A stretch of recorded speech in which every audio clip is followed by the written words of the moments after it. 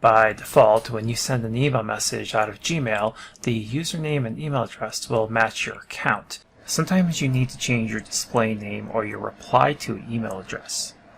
You can do that from Gmail without changing your account name. To do that, click on the gear icon to go to your settings and then select See All Settings. From there, click on Account and Import and then go to the section that says Send Mail As. From there, click on Edit Info. You'll get a pop-up. From here, you can change the display name of your outgoing message, and you can also specify a second reply to email address. That'll change it so all of your outgoing messages will show this as your name and the reply to email address as the reply email instead of going back to your default email address. From here, click on Save Changes, go back to your inbox, click Compose, and you can send a test message. You can see the outgoing message has the updated name.